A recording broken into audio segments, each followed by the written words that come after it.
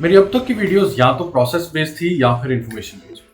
Process based यानी कि express entry, pre IT और पोस्ट आईटी के स्टेप्स, या फिर इंफॉर्मेशन बेस्ड यानी कि आईएलटीएस की प्रिपरेशन, स्पेसिफिकली राइटिंग सेक्शन। लेकिन आज की वीडियो थोड़ी डिफरेंट है। आज की वीडियो में मैं शेयर करने वाला हूं मेरा वो एक्सपीरियंस जब मैं उस कंफ्यूजन से गुजर रहा था जिससे हर कोई जो कनाडा के बारे में सोचता है गुजरता है।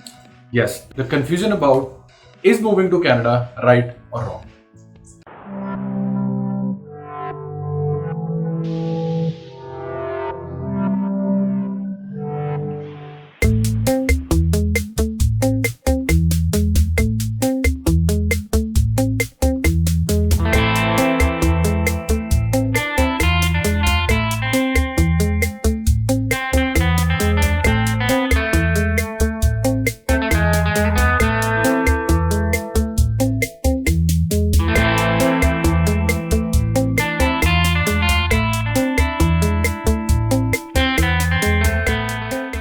क्या आप भी कनाडा मूव करने के बारे में सोच रहे हैं?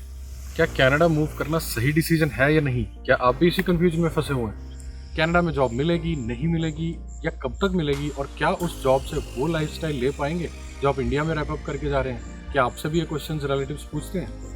कनाडा मूव करने से पहले मैं भी इसी कंफ्यूजन का शिकार था। क्या सब कुछ रैप अप करके, सब कुछ छोड़ के, अपनी जॉब छोड़ के कनाडा जाना सही डिसीजन है या नहीं? क्या फिर से सब कुछ शुरू करना, जॉब में एंट्री लेना आसान होगा? क्या अपनी लाइफ को 10 या 15 साल रोल बैक कर देना क्या सही डिसीजन है? इस वीडियो में मैंने कवर किया अपना एक्सपीरियंस उस वक्त का जब मैं भी इसी कंफ्यूजन से गुजर रहा था कि क्या कनाडा मूव करना एक सही डिसीजन है, मूविंग टू कनाडा राइट और रॉन्ग। इन सारे क्वेश्चंस का कोई one size fits all solution नहीं है। इसका आंसर डिपेंड करता है आपकी सिचुएशन। क्या आप प्रोसेस के लिए एलिजिबल हैं? क्या आप कनाडा के इनिशियल 6 to 8 मंथ्स में यूज होने वाले फंड्स को अरेंज कर सकते हैं? क्या आप मैरिड हैं? Do you have kids? ये सभी पॉइंट्स मिलके इस क्वेश्चन का आंसर बनाते हैं कि is moving to Canada right और रॉन्ग। और इस कंफ्यूजन से निकलने के लिए जो मैंने रिसर्च और एनालिसिस किया कनाडा मूव होने से पहले, हो सकता है इस वीडियो को देखने वाले बहुत लोगों में से कोई मेरी ही सिचुएशन में हो और इन क्वेश्चंस के आंसर उसे भी अपनी रिसर्च और एनालिसिस कंप्लीट करने में हेल्प कर।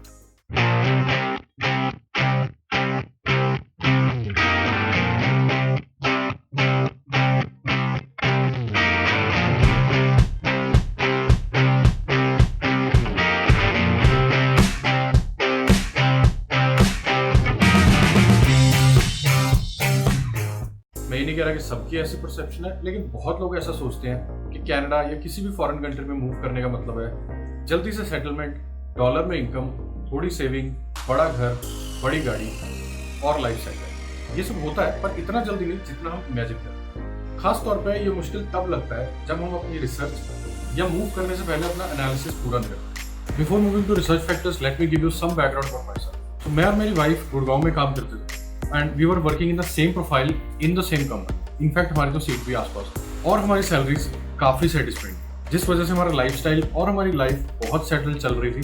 हमें हर किसी का क्वेश्चन आता है कि ये सब छोड़ के आप कनाडा मूव क्यों हो रहे हो? आप ऑलरेडी यहाँ पे सेट हो, ऑलरेडी सेटलमेंट हो चुकी है और इस लाइफस्टाइल के लिए बहुत लोग स्ट्रगल कर रहे हैं, तो फिर आप ये सब छोड़ के कनाडा क्यों मूव कर रहे हैं? Right, which is a valid point. हर कोई ये सोचता है कि मेरी वेल सेटल्ड लाइफ है, अच्छी सैलरी है, और अगर यहीं पे मैं अपनी सारी जरूरतें पूरी कर पा रहा हूँ तो कनाडा या किसी और कंट्री को मूव करने का पॉइंट ही नहीं है। वीडियो देखने वाले बहुत लोगों को लगता होगा पंजाबी हैं, इनको तो क्रेजी होगा कनाडा जाने का, या फिर इनके तो बहुत सारे रिलेटिव्स होंगे कनाडा जाने के, तो इनकी फर्स्ट चॉइस तो कनाडा ही हो।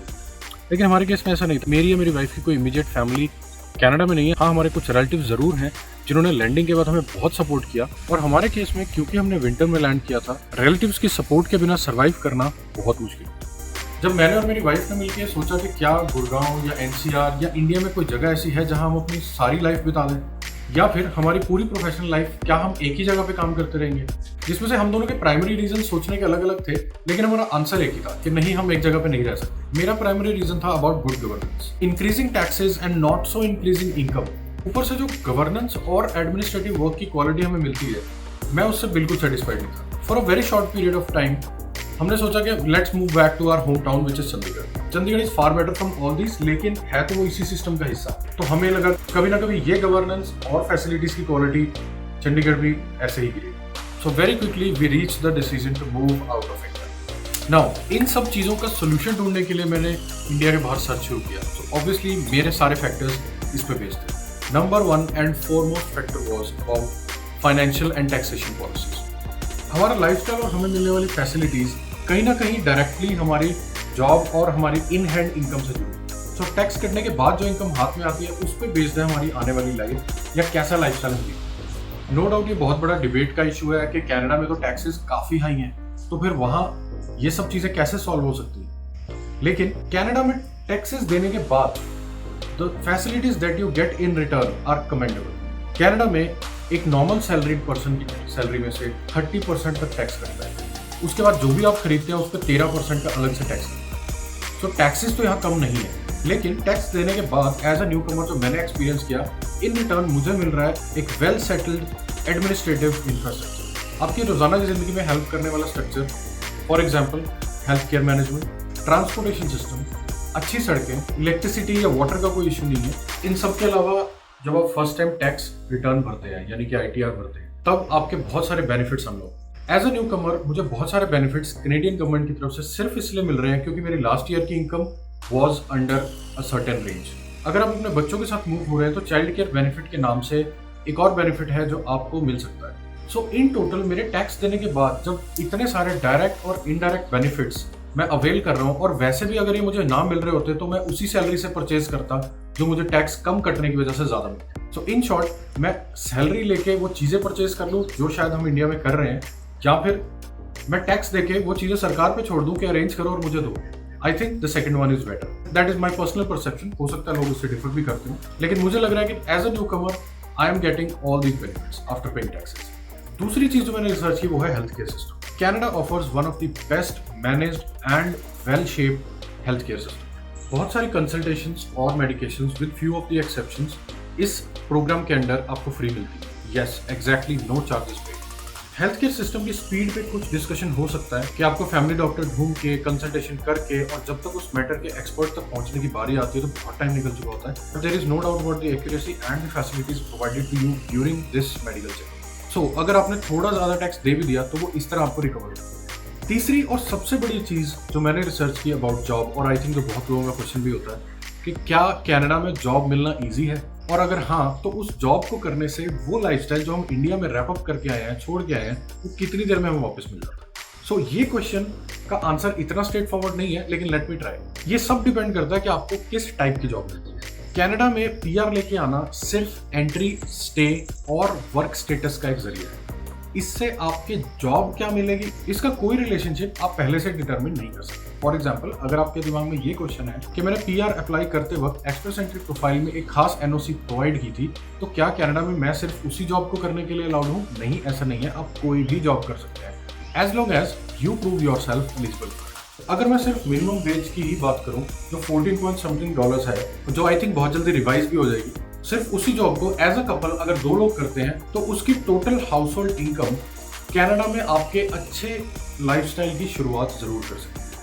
अदर देन दैट, अगर मैं एक नॉर्मल लाइफस्टाइल की बात भी लेके चलूं तो अगर 2 लोग मिलके 7,000 या उससे अबव भी कमा रहे हैं तो भी एक decent, I am not saying very lavish, लेकिन एक बहुत अच्छे और डिसेंट लाइफस्टाइल की शुरुआत हो सकती है।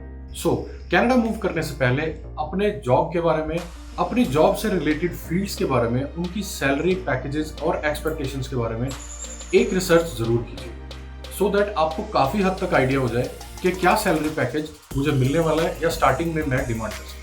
Another reason that we found out to move to Canada is about education. हालांकि मेरी और मेरी वाइफ में से कोई भी एजुकेशन से रिलेटेड फील्ड में नहीं है, और ना ही we have kids right now कि हम एजुकेशन के बारे में इतनी रिसर्च करें, लेकिन primary research about education system gives a very positive feedback. If I am not wrong, education of kids 14 years की एज तक completely free है। That means if your child is going to a government operated school, you don't have to pay a single penny। इसके अलावा एक बहुत favourable point जो मैंने India में सिर्फ सुना था, लेकिन कनाडा आने के बाद मैंने ये फील भी किया, it should be one of the reasons to think about Canada itself is about the clean environment। हो सकता है बहुत सारे लोगों के लिए ये कोई बड़ा टॉपिक ना हो, लेकिन क्योंकि मैंने अपनी most of the professional life NCR जैसी जगह पे गुजारी है, so I have developed this sense to compare the environmental aspect of two places as well। At any given day जहां NCR में हजार्डियस या एक्सट्रीमली डेंजरस तक का एयर क्वालिटी इंडेक्स होता है, कनाडा में it is always about 30, which is under very safe, very permissible limits 0 to 50। और इस वीडियो में भी आपने बहुत सारे शॉट्स ऐसे देखे होंगे जिसमें मैं नॉर्मल पब्लिक पार्क में जा रहा हूँ और उसमें ग्रीनरी लेवल आप खुद ही देख सकते हैं। ऑब्वियसली जहाँ एनवायरनमेंट क्लीन होगा वहाँ हम वेजिटेबल्स, फ्रूट्स और खाने की चीज़ों की प्योरिटी के बारे में भी अच्छा सोच सकते हैं। एक चीज़ जो मैंने अपने एक्सपीरियंस से सीखी है, कनाडा के लोग बहुत बहुत पोलाइट हैं। सो यहाँ पे अगर आप नॉर्मली किसी से बात करेंगे, नॉर्मली किसी को क्रॉस भी कर रहे होंगे, तो वो आपको ज़रूर गुड आफ्टरनून या गुड इवनिंग या जो भी वो विश ज़रूर करेगा। सो यहाँ पे लोगों की nature is totally different from what I have seen in the place that I have already name. बार बार उसका नाम नहीं लूँगा। इसलिए मैं बहुत सेटिस्फाइड हूँ यहाँ की गवर्नेंस, यहाँ की एडमिनिस्ट्रेटिव पॉलिसीज़ और यहाँ के सोशल बिहेवियर से। एंड अगर आप क्वालिटी ऑफ लाइफ की बात करें, so I am so much satisfied after moving to Canada due to all the reasons that I have mentioned, and also to add to these, Covid की situation को mention करना बहुत ज़रूरी है।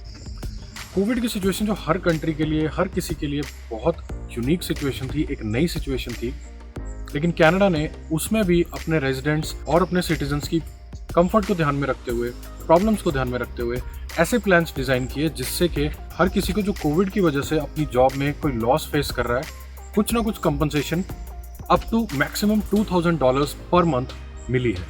सो आपको मेरी सारी बातें सुन के लग रहा होगा कि सब पॉजिटिव है, सब ठीक है, कनाडा ही जाना चाहिए और सब कुछ सही रहेगा। लेकिन जैसा कि मैंने शुरू में कहा, आपके केस और आपके प्रोफाइल पर डिपेंड करता है कि आपकी आने वाली लाइफ कनाडा में कितनी ईजी या कितनी स्ट्रगल से भरी होगी। ऑब्वियसली अगर आप फाइनेंस या उससे जुड़े कारणों से कनाडा मूव होना चाहते हैं तो आपको शुरू के कुछ साल तो पेशेंस रखना ही पड़ेगा, बिकॉज कुछ टाइम लगेगा आपको अपनी डिज़ायर्ड जॉब में एंट्री लेने के लिए, कुछ टाइम लगेगा उस जॉब से होने वाली इनकम से आपको एक डिज़ायर्ड लाइफस्टाइल खड़ा करना। इसके साथ साथ जो फैक्टर्स आपके कंट्रोल में नहीं है वो है एक्सट्रीम टेम्परेचर्स। कनाडा के विंटर्स एक बड़ा कारण है उन लोगों को कनाडा में ना मूव होने का जो एक्सट्रीम टेम्परेचर्स को नहीं झेल सकते। एक नॉर्मल दिन कनाडा के विंटर्स में -10 या -15 तक जा सकता है। सो इसको आप अपनी मेडिकल हिस्ट्री को ध्यान में रखते हुए प्लान कर सकते हैं कि क्या कनाडा में ये दिन जो बहुत कॉमन होंगे आप झेल पाएंगे या नहीं। So all in all, to conclude about the same question that I mentioned in the starting about is it right to move to Canada और नॉट, का आंसर मेरे शब्दों में बिल्कुल हाँ होगा, along with the suggestion that अगर आप कनाडा के बारे में सोच रहे हैं तो प्लीज़ अपनी रिसर्च कंप्लीट करके आइए, ताकि आपकी आने वाली इनिशियल डेज की स्ट्रगल कम से कम और मिनिमम ड्यूरेशन की हो। इस वीडियो के जरिए मैंने कोशिश की अपने एक्सपीरियंस पे बेस्ड वो सारे फैक्टर्स, वो सारे कारण आपके सामने रखने की जिन्होंने मुझे हेल्प की अपनी कंफ्यूजन से बाहर निकलने की। अगर आपको मेरे दिए गए सजेशंस या मेंशन किए गई जानकारी से कुछ भी फायदा हुआ तो प्लीज़ मुझे कमेंट बॉक्स में लिख के बताएं। वीडियो को लाइक करें, चैनल को सब्सक्राइब करें और अपने उन दोस्तों से ज़रूर शेयर करें जो अभी कनाडा के बारे में सोच रहे हैं, इसी कंफ्यूजन में फंसे हुए हैं, और शायद मेरे वीडियो से उनको कंफ्यूजन में से निकलने का कोई रास्ता ज़रूर मिल जाए। Thank you.